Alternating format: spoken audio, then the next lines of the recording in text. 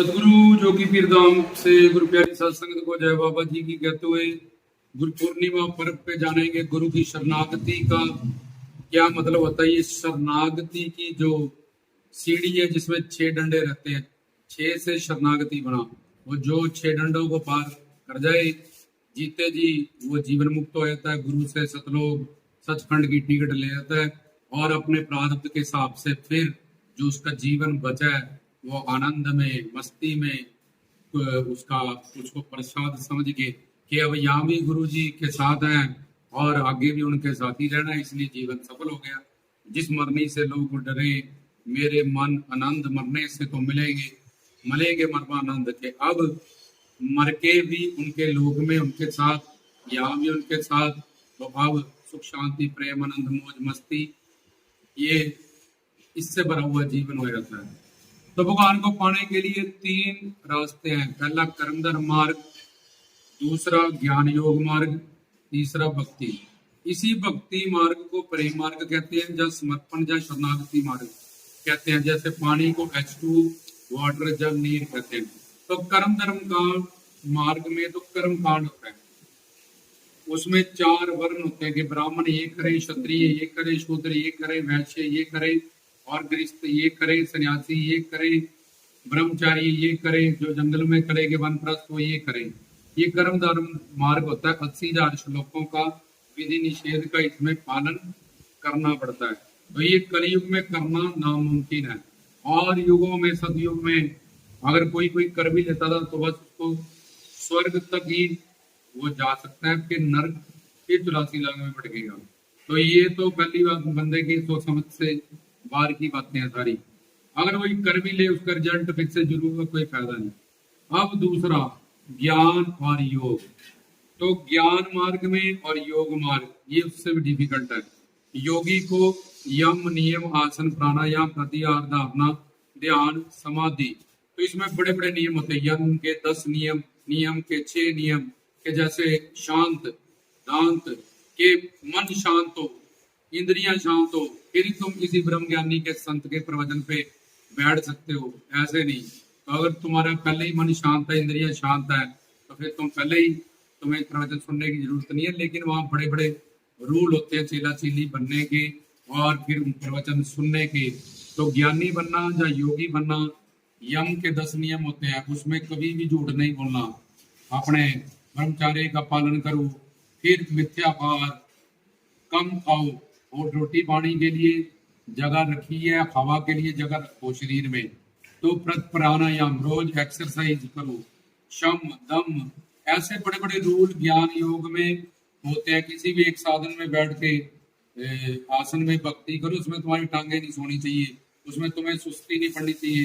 रीढ़ की हड्डी बिल्कुल सीधी करके, ये नासिका को बिल्कुल सीधा करके इस तरह से तुमने ध्यान करना है। सुखासन में बैठ के या किसी और आसन में बैठ के पहले आसन सिद्ध करो। ऐसे बड़े बड़े नियम, यम नियम आसन प्राणायाम प्रत्याहार धारणा ध्यान समाधि, इसके बाद योगी बनता है कोई। और ज्ञानी विवेक, खुद को आत्मा समझो और आत्मा के प्रति ही तुम्हारा बिहेवियर नोट किया जाएगा कि खुद को शरीर समझ के बिहेव करते हो कि आत्मा समझ के। विवेक विराग्य, ना संसार से अनुकूल भाव से अटैचमेंट रखो, ना संसार से दुश्मनी रखो। वीरा खड़ा जगत में सबकी मांगे खैर, ना को संग दोस्ती ना को संग वैर। इसलिए संसार के मोह में भी मत आओ और संसार को बुरा भला दुश्मन भी मत कहे। तो सेंटर में ना दोस्ती रखो, क्योंकि प्यार रखोगे तब किसी से नाराजगी होगी। राग रखोगे जब रखोगे नहीं पता सब तो नश्वर मिटने वाला, जीरो उम्मीद रखेंगे नहीं, ना यहाँ दुख मिलेगा ना यहाँ सुख मिलेगा, आनंद में रहेंगे कि ये इतने साल का जीवन मिला है, ठीक है, जैसा प्रारब्ध था वैसा घर मिल गया, वैसे बच्चे मिल गए, वैसे पति मिल गए, इसमें कुछ चेंज तो हो सकता नहीं है। मेरे बस में हो तो मैं रोज अपना नाक ही चेंज करता रहूँ, आंख ही चेंज करता रहूँ, जैसे सूरज अपनी हाइट चेंज करता रहूँ। इसलिए भगवान ने कुछ आज्ञा जीव को नहीं दी थी, तो रोज बदलता जाए, ये पसंद नहीं आज ये पसंद आए। तो इस वजह से समझ जाते हैं कि भैया अब यही है जो है मिल गया, तो अपने प्रारब्ध से अब इसमें आनंद कैसे पाया जाए, शांति कैसे पाई जाए, सुख कैसा, कीर्तन प्रवचन किसी संत महात्मा किसी अवतारी पुरुष से कैसे जुड़ा जाए और मौज मस्ती कैसे पाई जाए, ये अलग एक विषय है। तो सदगुरु के वहां शरणागति का ये विषय मेन है। तो ये ज्ञान योग है, विवेक वैराग्य छठ संपत्ति, 6 पौड़ियां पहले और चढ़ोगे।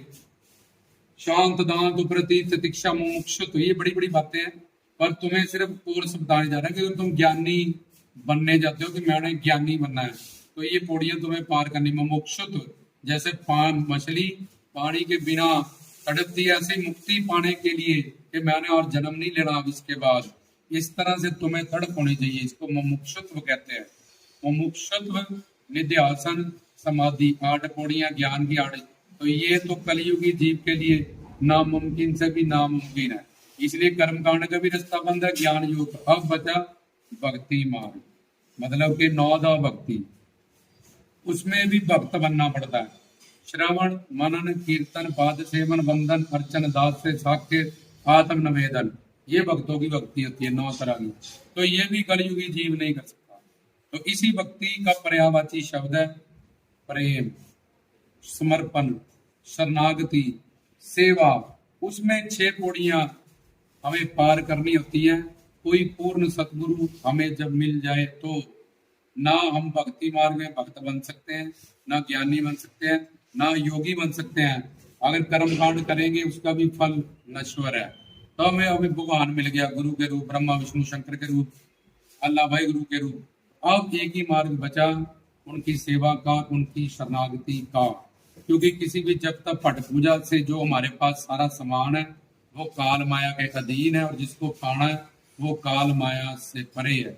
इसलिए भगवान को बोलेंगे हम शरणागति, भगवान बोलेगा मेरा काम ही नहीं है भाई, गुरु बन के जब मैं आऊंगा तब मेरी शरणागति कर लेना। अवतार लीला को बोलेंगे राम कृष्ण को ब्रह्म, वो बोले हमारा काम ही नहीं है ये, गुरु बन के जब मैं आऊंगा तब मेरी शरण में आए ना, समर्पण शरणागति वहां, और मैं तुम्हें सब कुछ दे दूंगा। तो ऐसे हमें जब पूर्ण सदगुरु मिले तो उसकी शरण में जाके हमें शरणागति को कबूलना पड़ता है। क्योंकि भगवान कहता है तू हर जगह शरणागत है। टीचर को शरणागत है, वकीलों को शरणागत है, डॉक्टरों को शरणागत है, काल को शरणागत है, अपने मन को शरणागत है, अपनी बुद्धि को शरणागत है, अपने स्वभाव नेचर को शरणागत है। हर जगह तू शरणागति है तेरे पास। क्यों शरणागत है? क्योंकि सुख शांति मेरा लक्ष्य मन जो तो मिलता नहीं तुझे, और मेरे पास तेरे के लिए तर्क है, जुबान है, डाउट है, शक है, और अनंत जन्म तेरे पति बदल गए, बच्चे मिलन गए, रिश्तेदार अभी ये सुख देगा वो देगा, यहाँ नहीं वहां मिल जाएगा, इसके पास अनंत काल से तू भटकता जा रहा है। एक झूठी उम्मीद रख के देख, अपने बाप दादाओं को पूछ ले सुख मिला, बोले नहीं मिला। खुद का एक्सपीरियंस निकाल अपनी जिंदगी का कि तुझे आज तक कितनी कामनाएं तेरी पूरी हुई भगवान ने, तब तुझे पास आ गया सुख शांति प्रेम। हाँ जी शादी हुई थी, आया था, उसके बाद चला गया जी धीरे धीरे। बड़ी टेंशन है, बच्चा था पहले, फिर मेरे को कोई उठाता नहीं था, लैट्रिन बाथरूम पड़ा रहता था, फिर थोड़ा बड़ा हुआ, हाय पढ़ने जाओ लोग क्या कहेंगे, नहीं पढ़ा तो हाय अब नौकरी करो और शादी नहीं होगी, हाँ वह शादी बच्चा नहीं हुआ लोग क्या कहेंगे। तो बेचारा शुरू से लेके एंड तक टेंशन ही टेंशन में जी के मर के चला गया। फिर शुरू हुआ अगली बार 84 लाख, फिर यही सब कुछ किया। तो एक ही मार्ग उसके पास है, जैसे बच्चा माँ के शरणागत हो जाता है, सिर्फ रोता है, उसको ये भी नहीं होता कि माँ उठाए मुझे कुछ दे, उसको बोलता मेरी कोई हेल्प करो भाई, कौन मैं रह रहा हूँ, मेरे पेट में दर्द लगी है, मुझे भूख मिली है, चाहे कोई और बोतल उठा के दे, उसको कोई मतलब नहीं है कि माँ ही उठा के दे या माँ ही मुझे उठा, उसको पता ही नहीं है बेचारे को भी, नवजात, उसको ये पता है कि रो देना जब भी कोई प्रॉब्लम हो। ऐसे ही जो भगवान को गुरु को अपनी माँ समझ लेते हैं और कोई भी बल, हर तरह का बल छोड़ के उसके समर्पित होके उससे कुछ भी मांगते हैं और निमानगी भाव से, नम्रता से, दीनता से मांगतो तो उनको वो सब चीजें प्राप्त होती हैं। तो गुरु की शरणागति, 5 देव उपासना में राम कृष्ण विष्णु हमने पहले बताया, आदि शक्ति दुर्गा गणेश जी, ये भी गुरु भक्ति के साथ ही हमें फलदायक होंगी और गुरु के रूप में ही मिलेंगे। तो गुरु के अनुकूल रहे, ये पहली पौड़ी है। प्रतिकूल ना सोचे, ना बोले, ना सुने, उनके अनुकूल, जो गुरु के अनुकूल चल रहे हो। वाल्मीकि जी को बोला मरा मरा बोल, तो मरा मरा बोला तो रामायण उन्होंने लिखी है जिनको राम भी नहीं बोलना आता था। हम सारी दुनिया राम राम बोल रहे हैं, तब भी कहते जी मन नहीं भटकता। और रामायण लिखी किसने? जिन्हें गुरु के अनुकूल चले, उन्होंने मरा मरा मरा, भाई लैना जी अनुकूल चले, मीरा जी अनुकूल चली, तो सब कुछ उनको प्राप्त हुआ। इसलिए गुरु के अनुकूल चले, क्योंकि भगवान कहता क्या चाहिए जी, ये शादी कोठियां कार नहीं जी, इनके पीछे सुख चाहिए, शांति। अच्छा, तो मैं सुख ही तो आया हूँ अवतार लेके, गुरु के रूप में शांति तो आया हूँ।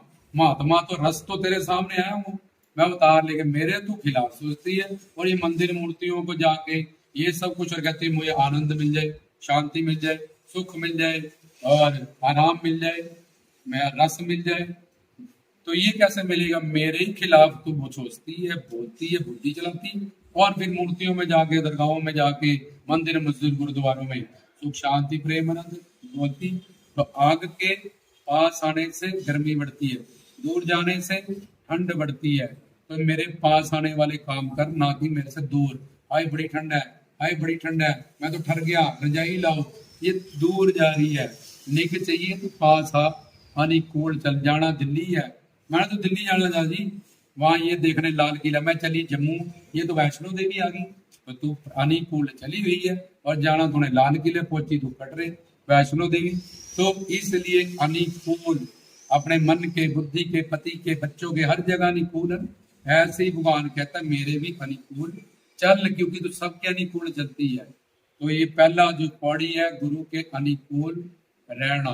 और प्रतिकूल कभी भी नहीं जाना, तो क्या सोचना भी नहीं, क्योंकि सोचते ही अनुकूल से प्रतिकूल काल माया को तुम पे पैरा आ जाएगा। जितने प्रवचन, चौकियां तुमने सुनी, ज्ञान सुना, ये सब बंद हो जाएगा, नष्ट हो जाएगा, पीछे हो जाएगा। अब तुम्हारे गुण और पाप और कुसंगति तुम्हें उनसे दूर करने में पूरी तुम्हारी हेल्प करेगी। तुम्हारे पाप और तुम्हारी कुसंगतियां, उस वक्त जिसके पास भी जाओगे वो भी तुम्हें कोई अच्छी बात नहीं देगा, और तुम अपनी मन बुद्धि की शनाख्ती रहोगे। तीसरे नंबर, पहले अनुकूल रहे, प्रतिकूल ना जाए। तीसरी नंबर पे, जब भी उनकी कोई लीलाएं, जब उनकी क्रियाएं, जब उनकी मुद्राएं, शारीरिक एक्टिविटीज और उनके वाक्य तुम्हारी सोच समझ में ना आयो, तो ये सोचो कि मैंने मन बुद्धि तन मन धन दे के इनसे नाम लिया है, तो ये बुद्धि जो मैं चला रही हूँ, ये तो मैं इनको दे चुकी हूँ, मैं कैसे चला सकती हूँ इन पे? तभी तो ये मैं इनकी शिष्य हूँ। मैं वेरी ये ठीक नहीं है, कैसे कह सकती हूँ? जिस सब्जेक्ट की मुझे नॉलेज ही नहीं है, सांप ऐसे ऐसे चलता है जी, सांप तो टेढ़ा है जी, तो सीधा बिल में घुस गया। अब बताओ, ये तारे होते हैं जी, जिनमें तारे तो रात को भी होते हैं जी, वहां धुआं होता है जी, वहां आग होती है, लेकिन धरती घूम जाती है, तारे तो है, इसलिए तारे नजर नहीं आते। वही तो तारे हैं जो सुबह धरती, सूरज आता तो निकल जाते, तारे जाते थोड़ी किसी। वहां आग हो रही है तो वहां धुआं होगा, तो तुम सिलेंडर जलाओ, कोई धुआं नहीं, आग तो वहां भी हो रही है। इसलिए संसार की भी कुछ ऐसी चीजें हैं जो तुम सामने कुछ देखते हो, है कुछ है। तो गुरु तो सुप्रीम पावर है, वो कुछ भी दिखाए, कुछ भी करे तुम्हारी परीक्षा करने के लिए। तुम तन से समर्पित हो, मन से समर्पित हो, धन से समर्पित। मन की दूसरी स्टेज है बुद्धि की, तो उनके वाक्य, उनकी शारीरिक क्रियाएं और उनकी मुद्रा, एक्शन, किस वक्त क्या एक्शन लेते हैं। अभी तो बोल रहा था मैं लेफ्ट जाऊंगा, नहीं इधर को घुमा दिया एक्टिवा, इनकी मौज होगी भाई, इधर में ही जाने में ठीक होगा, मैं चुपचाप पीछे बैठा रहूं, मुझे क्या है, लेफ्ट जाए राइट जाए, मैं इनके शरणागत, तुम पीछे बैठा, अच्छी जगह ले जाएंगे मुझे, क्योंकि इनका अपना तो कोई कर्म है नहीं। ये जितने कर्म करते हैं परोपकार के लिए करते हैं, औरों के लिए करते हैं, और इनके अंदर जो करने वाला तो परमात्मा महात्मा ही है। तो मैं किस शक्ति से इनके खिलाफ सोचूं? मेरे पास है क्या? तो उनकी मन बुद्धि इंद्रियां, मुद्राएं, वाक्य और शारीरिक क्रिया, ये जब दिमाग में उल्टा सीधा आए, तो ये अपने दिमाग को समझाओ कि इनकी हर बात, हर क्रिया मन बुद्धि इंद्रियों से परे है, और मैं तो तन मन धन से इनको नाम दान, दाना सिर दान, नाम दान ले चुकी हूँ। अब आंखें कान मुंह बंद करके शरणागति करने के लिए इनके पास गई हूँ। डोर की ए फॉर एप्पल जब सीखने गई थी, ऊड़ा कोंड, तो टीचर की बीवी क्या करती है, ये टीचर क्या करता, मुझे कोई मतलब नहीं था। मैं ज्ञान लेने जाती थी और ज्ञान लेके ढोलक सीखने की, मैंने ढोलक सीखना है, इसलिए ना ही मैं इनकी शारीरिक क्रिया, मेरा धर्म नहीं आता उसमें मैं इंटरफेयर करूं, या इनके फैमिली मैटर में इंटरफेयर करूं। तो उनकी क्रियाएं शारीरिक क्रियाएं, क्योंकि गुरु शरीर का नाम नहीं है, गुरु पर्सनैलिटी का नाम है, ज्ञान का नाम है, ज्योत का नाम। और तुम शरीर देख के भटक रहे हो कि शरीर से ऐसा कर रहे हैं, वो कर रहे हैं, ऐसा ऐसा, तुम शरीर को गुरु मानते हो, तुम गुरु को गुरु नहीं मानते हो। तो इसलिए जो ये बात को समझ जाते हैं कि यार गुरु तो एक पर्सनैलिटी का नाम है, एक ज्योत का नाम है, एक ज्ञान का, मैं क्या देख रही हूँ, मेरी बुद्धि में पत्थर पड़े, मैं शरीर देखती जा रही हूँ, क्योंकि मैं एक शरीर हूँ, 84 लाख शरीरों की दुनिया में घूमती हूँ, इसलिए मैं शरीर का फार्मूला इन पे भी लगा दी। ये तो शरीर है, इनका तो शरीर भी इनके बस में, खुद का धारण किया हुआ, तो क्या पागल अपना दिमाग चलाऊंगा या चलाऊंगी, अपना 200 ग्राम का दिमाग यही रामकृष्ण सब पे चलाया और यहाँ तक बढ़ गए, तो ये तो इनको दान कर चुक हमने दे चुके हैं, इसलिए इसका चक्र ही खत्म हुआ। बुद्धि भटकने का ना कभी खिलाफ सोच जाएगी, ना बोलेंगे ना सुनेंगे, ना कभी नामा अपराध होगा, तो कल्याण पक्का हो जाएगा। तो तीसरी बॉडी पे ये समझे कि इनकी हर चीज, हर बात, हर वाक्य, हर क्रिया, हर एक्शन मेरी मन बुद्धि इंद्रियों से परे है। अगर ये मेरे हिसाब से चले तो फिर ये मेरे बनाए हुए गुरु हैं, मेरे दिमाग से भी ये गुरु नहीं हो सकते, ये मेरा कल्याण नहीं कर सकते, इनमें कृपा ही नहीं हो सकती। तो इसलिए गुरु तो असीम है, अनंत है, बेअंत है, अनंत है, इसलिए ब्रह्मा विष्णु शंकर की जोत है। तो मेरी ये 200 ग्राम की बुद्धि में कहां से आ जाएंगे गुरु? तो इसलिए इनके वाक्य, इनकी क्रियाएं, इनके एक्शन पर यार मेरा कोई धर्म भी नहीं बनता मैं उसमें इंटरफेयर करूं। मेरा काम है उनकी शरणागति को कपूरना, उनका काम हो जाने, मुझे अपना काम बताना चाहिए। तो उनकी क्रियाएं, उनकी मुद्राएं और उनके वाक्य, इससे जब दिमाग तुम्हारा टिकराए तो अपने दिमाग को समझाओ पहले ही कि मन बुद्धि का तो दान ही हो चुका है, और दूसरा इनकी बात वैसे भी बड़े बड़े ब्रह्मा विष्णु शंकर के बात को नहीं समझ में आती है, तो मुझे कहां से समझ आने वाली है।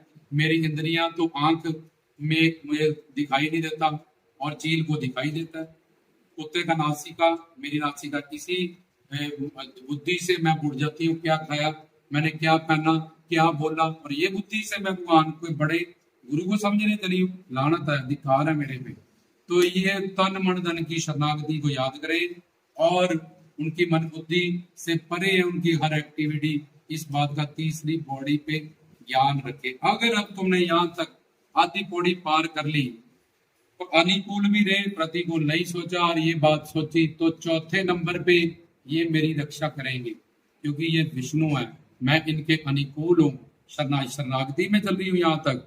तो इसलिए कोई भी लीला, कोई भी क्रिया, कुछ भी हो रहा होगा, मैं ये 3 पौड़ियों से पास हुई, तो चौथे नंबर पे अब गुरु मेरी रक्षा करेगा, मुझे भटकने नहीं देगा, मुझे दूर नहीं होने देगा, मुझे 84 लाख में हर तरह वो मेरी ढाल बन के, मेरी ताकत बन के वो खड़ा आ जाएगा, क्योंकि मैं उसके अनुकूल हूँ और प्रतिकूल नहीं की, और ये मैं उनके शरणागत तन मन धन से बुद्धि से समर्पित हूँ और ये बात का ज्ञान रखती हूँ इनकी बात। अब चौथे नंबर पे ये विष्णु बन के हमेशा हर जगह पे, हर संसार में, करतार में, तीनों लोक में मेरी रक्षा करेंगे, क्योंकि मैं अपना धर्म निभा रही हूँ अब। और ये तो है ही धर्मात्मा, ये तो अपना धर्म निभा, इनका नेचर ही है धर्म को निभाना। तो मैंने शिष्य होने का धर्म निभाया, तो शिष्टाचार निभाया, तो ये गुरु होने का, ये तो है ही पर्सनैलिटी गुरु की है, तो ये तो अपना धर्म निभाएंगे क्योंकि ये धर्मात्मा है। यहाँ दुख होने का कोई चांस ही नहीं है। जितना प्यार मैं करूंगी उतना प्यार इनको करना पड़ेगा, जितनी शरणागति करूंगी मैं उतना ज्ञान और कृपा मुझे उसी वक्त मिलती रहेगी। उसके बाद ये 4 पौड़ियां हुई। तन मन धन से मैं इनको कुछ नहीं दे सकती, मेरा तन इनके किस काम का? इसमें है क्या? मन में भी पाप पड़े हैं, मन का दूसरी स्टेज बुद्धि में भी पाप पड़े हैं, और धन गुरु ब्रह्मा गुरु विष्णु, माँ के पेड़ से मैं नंगा आया था, 1 रुपया भी मेरे पास नहीं था, ये सब ईश्वर ने दिया, ईश्वर से बड़े गुरु हैं। तो मैं तन से, मन से, धन से इनको कुछ नहीं दे सकती हूँ कभी भी, ये बात याद रखे। फिर भी इन्होंने तन से, मन से, धन से मुझसे कुछ ले लिया, तो ये इनकी मेरे पे बहुत बड़ी कृपाएं हैं, ना कि मैंने इनको दिया। पहले नंबर पे अनुकूल रहे, क्योंकि शरणागति हर धर्म में है। जैसे प्रभु मिलन था, सिर थर दली गरी मेरी आबाड़ी, सिर तर गली मतलब शरणागत हो जा। पर ये शरणागति क्या है ये कोई नहीं बताता। शरणागति होती है ये 6 पौड़ियों से। मम एकम शरणम ब्रज, गीता में लिखा है कि कृष्ण जी कहते हैं मेरी शरण में आ जा, छोड़ दे, कुछ नहीं होगा किसी कुछ भी करने से। जब तक तू मेरी शरण में नहीं आएगा अर्जुन, तो किसी जब तक पट पूजा व्रत तीर्थ दान से तुझे कोई फायदा होने वाला नहीं, उल्टा अहंकार हो जाएगा। मैंने तीर्थ किया, मैंने ये किया, मैंने दसबंध दिया, मैंने वो किया, इसलिए शरणागत हो जा, मैं तुझे सब कुछ दे दूंगा। तो इसलिए अगली पौड़ी कि मैं तन मन धन से इनको कुछ नहीं दे सकती, मेरे पास है ही नहीं। तो ये तीनों लोगों के तो मालिक हैं, मैं इनके किस काम की हूँ। पर फिर भी इन्होंने अगर मुझे कहा तन से ये कर, मन से ये कर, धन से ये कर, ये एक बहुत बड़ी कृपा है जो इन्होंने मेरे पे फोकस किया और मेरी दी हुई उस चीज को ग्रहण किया, कबूल किया। क्योंकि मैं इनसे जो भी मैं पाया मेरे पास उसका मोल और कीमत देने के लिए कुछ नहीं है। ये इन्हीं की मेरे पे अथाह कृपा है जो उन्होंने तन से, मन से, धन से मुझे कबूल किया। अगली बात, मैंने उनको तन से, मन से, धन से ये तो दे के ही नामदान लिया, लेकिन मैंने उनको कभी भी तन मन धन से कुछ दिया है, इस बात को भी मैं साथ में ही दान कर दूं। तो ये 6 पौड़ियां शरणागति की होती हैं। पहली, उनके अनुकूल रहो, बार बार ये प्रवचन सुने ताकि तुम्हारी शरणागति हो जाए और तुम्हारे इसी जन्म में लक्ष्य प्राप्त हो जाए।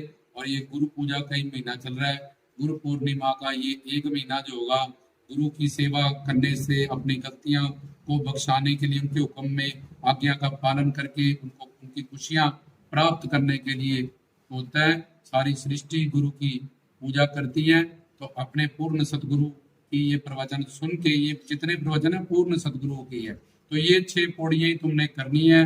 देखो मैं किस पौड़ी पे पहुंची हूँ इतने साल पे, पहली भी गिरती जा रही हूँ मैं, तो अभी दूसरे का मतलब 10 साल हो गया, नाम लिए, हजारों प्रवचन सुन लिए, वही की वही हूँ मैं। तो मेरा शरीर बढ़ गया, उम्र बढ़ गई, बाल सफेद हो गए, साइज बढ़ गया, पर मेरी पौड़ी नहीं बढ़ी अभी तक, वहीं की वहीं बैठी हूँ पौड़ी रख के। इस पे चढ़ना है, इसलिए नाम लिया है, इसलिए धर्म से जुड़ी हूँ। नहीं तो फिर नाम लिया नहीं लिया, गुरु बनाए नहीं बनाए, उसका क्या फायदा। एंड में तुम वहीं के एक कदम आगे चले, एक पीछे चले, एक कपड़े को अच्छे पानी से धोया, गंदे पानी से धोया, कोई रिजल्ट नहीं होगा। तो उनके अनुकूल रहे, प्रतिकूल कभी ना जाए।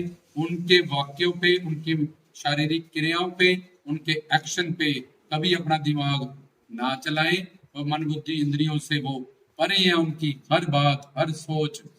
और चौथी चीज कि वो मेरे रक्षक हैं। अगर मैं ऐसा चलूंगी, अपने शिष्टाचार शिष्य होने का धर्म रखूंगी, तो फिर काल माया मेरा कुछ नहीं बिगाड़ सकती। तन मन धन से मैं इनको कुछ नहीं दे सकती। अगर तन मन धन से इन्होंने मुझसे कुछ लिया तो बहुत बड़ी कृपा है, और जैसे मैंने तन मन धन से जो भी दिया और इनको और इन्होंने लिया, बहुत बड़ी कृपा है। तो जैसे मैंने वो चीजें इनको अर्पित कर दी, समर्पित कर दी, दे दी, तो मैंने आज तक इनके लिए कभी कुछ किया या इनको कुछ दिया, इस बात को भी मैं इन्हीं पे निशावर कर दूं। इसको शरणागति कहते हैं। रामदास की तरफ से जय बाबा।